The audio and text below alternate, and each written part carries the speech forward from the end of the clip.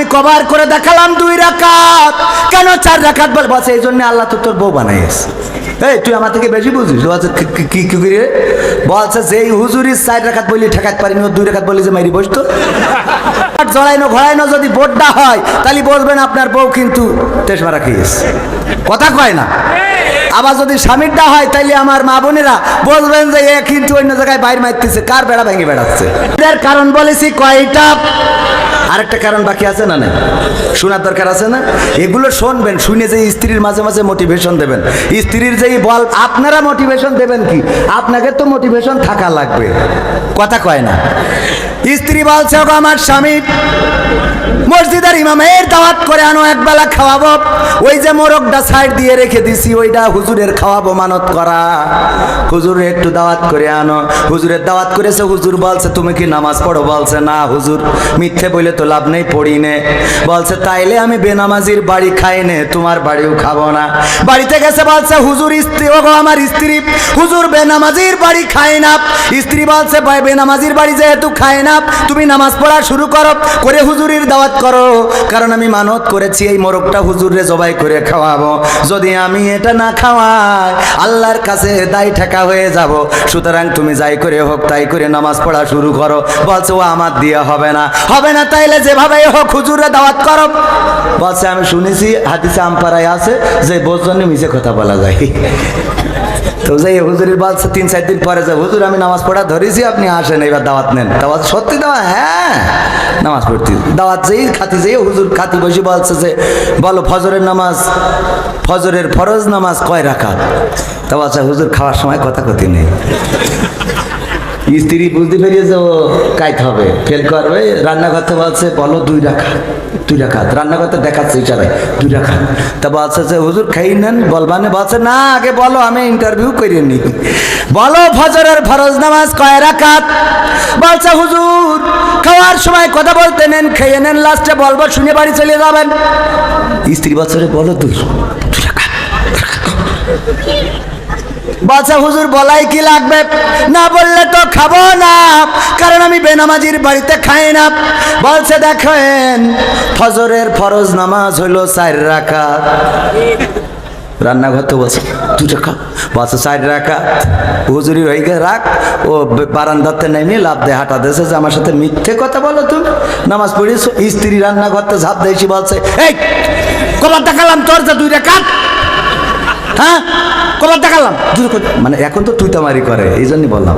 আগে তুমি আমি আজ যাই হোক, আগে বকাঝকা দিল, আপনি সাইড তো না। আর এখন কি আর আপনি কয়ে তুই কি ভাবিছিস?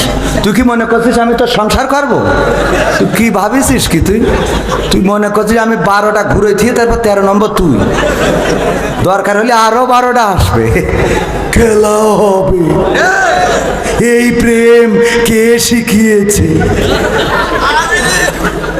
ও আমার ভাইয়েরা, স্ত্রী বলছে যে আমি কবার করে দেখালাম 2 রাকাত, কেন 4 রাকাত বল? বলছে এই জন্য আল্লাহ তো তোর বউ বানাইছে। এই তুই আমার থেকে বেশি বুঝিস? বলছে কি কি রে? বলছে যেই হুজুরি 4 রাকাত বলি ঠেকাতে পারিনি, ও 2 রাকাত বলি যে মাইরি বসতো। 4 রাকাত বলি ঠেকাতে পারিনি, ও 2 রাকাত করলে তো মাইরি তক্তা বানাইতো আমার। তা আপনারা যে মোটিভেশন দেবেন স্ত্রীর যে দেখো তুমি সারা রাত সিরিয়াল দেখো, পরকালে কি জবাব দেব? আপনি 4 দোকানে পরিমণি মেরি থিয়েতে বাড়ি গেলেন, তা আপনি কি জবাব দেবেন? এই কথা কয় না। নিজে মোটিভেশন দেবে। স্ত্রী ফজরের সময় স্ত্রী ওঠে না, স্ত্রী উঠবে কি ফজরে? তাও তো ও 6টায় ওঠে, তুই তো 10টার আগে, তুই 4 না পাস না। কথা কয় না, এরম আছে না নাই? এখন থেকে নামাজ কাজা করা যাবে, নামাজ কাজা করবেন। স্ত্রীর জন্য নামাজ পড়েন। স্ত্রী যদি বেনামাজি হয় তার জন্য আপনার জাহান্নামে যাওয়া লাগবে, এটা মাথায় রেখে। মাথায় রাখা লাগবে না? লাগবে না? এই জন্য স্ত্রীকে নামাজ পড়াইতে হইলে কি করতে হবে? কি করতে হবে? নিজে নামাজি হতে হবে। তা না হলে ওই শীতের রাত যাইতে একজন শুনে যাই বলছে এই ওর রাত 12টা কে? তা বলছে নামাজ পড়তে হবে কেন? তা বলছে হুজুর কই তুই নামাজ না পড়লে আমি জাহান্নামে যাবো। তা অসুবিধা কি? তুমি তো নামাজ পড়ো না। বলছে আমি আমার জন্যই যাবো, তোর জন্য যাবো কে? বলছে শীতের রাতে ঝামেলা করি না, সব কাল খেতে দেখবা না। কি আর কাল খেতে? এই কাল বাঁচি থাকবো তার কোনো গ্যারান্টি আছে? বাড়িওয়ালা নাই রে বাড়ি নাই রে দুনিয়াতে, বাড়িওয়ালা নাই রে বাড়ি নাই রে দুনিয়াতে।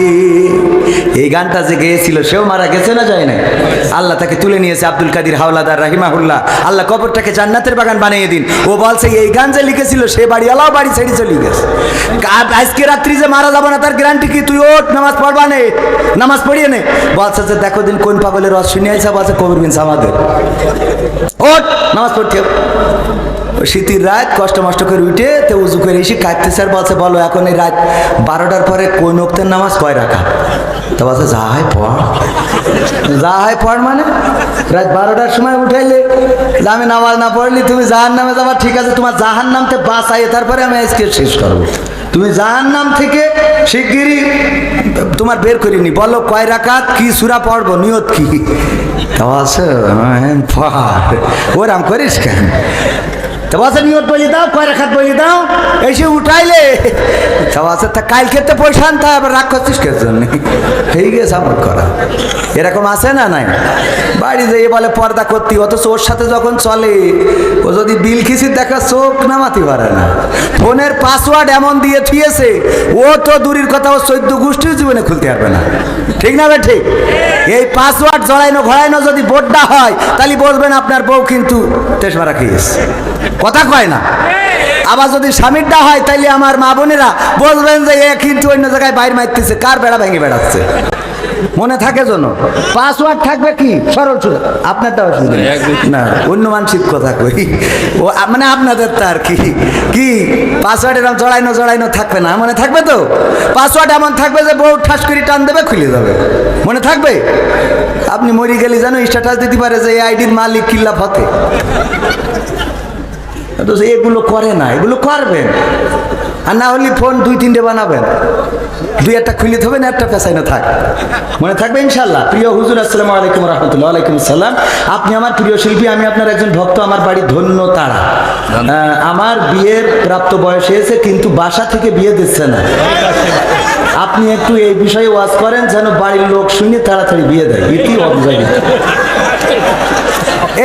এ তো বড় বিপদে আছে, তবে টেনশনের কিছু নেই। আমার নেতা এখানে আছে, বিএনপি ক্ষমতায় এলে রাষ্ট্রীয়ভাবে বিয়ে দেওয়া হবে। রাজি তো? দেবেন তো? আমার জন্য বিয়ের সময় বললেন না যে টাকা নেই। চিঠি লিখেছে আমার গ্রামের বাড়ি আপনার দোষ এখনো দেননি কেন? কানে আবার বেড়া ভেঙবে না, বেড়া ভেঙে এসে আবার তাহাজ্জুদে যায় নামাজে বসে। বসে যদি লোকজন এসে কয় তুই না বেরোলি ভাবির ঘাটতে, কয় না আমি তো তাহাজ্জুদে যায় নামাজে ছিলাম। তবে আছে তোর স্যান্ডেল তালি ভাবির খাটের তলে কেন আছে না? নাই তুমি পীর সাহেব স্যান্ডেল ভাবির খাটির তলে কেন? এরম আল্লাহর ওলি আছে না নাই? ওগো আমার ভাইরা, যদি প্রাপ্তবয়স্ক হয়, যুবক যদি হয়, বিয়ে দিবেন, সন্তানরে বিয়ে দিবেন। সন্তান যদি অন্যায় করে এর জন্য গোনার ভাগীদার হবেন। যাদের বিয়ে দেওয়ার দায়িত্ব যদি বিয়ে না দেন তাহলে গোনার ভাগীদার হবেন। অনেকেই বলে আমার সন্তান প্রতিষ্ঠিত হওয়ার পরে বিয়ে দেব, আমার আপত্তি নাই, কিন্তু চেক করবেন যে আপা বিয়ে করার সময় সে প্রতিষ্ঠিত হইল নাকি আপা এরম দাদার জ্বালায় বিয়ে করিস। কথা ঠিক আছে তো? ও দাদার কাছে কি বলিল সেটা দেখার দরকার। নিজেরটা খুব বুঝ করে নিয়ে ছেলের বলো প্রতিষ্ঠিত হও, তারপরে এটা মানি না।